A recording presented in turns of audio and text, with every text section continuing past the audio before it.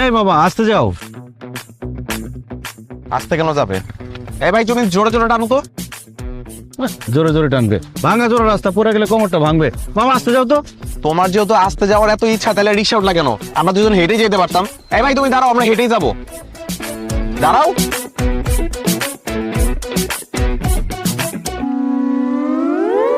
আমি তো কিছুই বুঝতেছি না।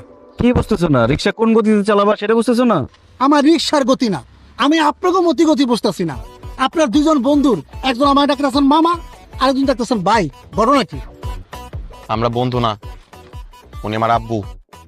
কি? আব্বু? সে আমার সন্তান, আমি তার পিতা। আমি যাকে মামা বলবো, আমার সন্তান তাকে ভাই বলবে। এটা তো জগতের নিয়ম। ও মা, এটা আপনি কি কোন?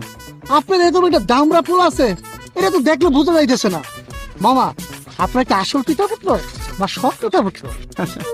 আমার আসল সন্তান। মামা বুঝছি, আপনি মনে হয় বাচ্চা সহ মামিরে বিয়া করছেন। এই বেদু ভাই, একদম লিমিট ক্রস করছো। এই, আমি বোঝায় বলতেছি, আসলে হচ্ছে কি, এটা আমাদের বংশের একটা ঐতিহ্য, অল্প বয়সে বিয়ে করা। আমি অল্প বয়সে বিয়ে করছি, আমার বাবা অল্প বয়সে বিয়ে করছে, তার বাবা, তার বাবা, তার বাবা, এভাবে আমাদের অনেক প্রজন্ম অল্প বয়সে বিয়ে করছে, তাই আমরা অল্প বয়সে বাবা হয়েছি। মানুষ কনফিউজ হয়ে যায়, ভাবে যে বন্ধু। মামা, ছোটবেলায় আমি একবার পিতা পুত্রের বয়সের অঙ্ক করছিলাম। অঙ্কটা এরকম, পিতা পুত্রের বয়সের সমষ্টি 40 হইলে পুত্রের বয়স কত? আমি ছাত্র হিসেবে খারাপ ছিলাম, ভুল করে পুত্রের বয়স বেশি লাগছি।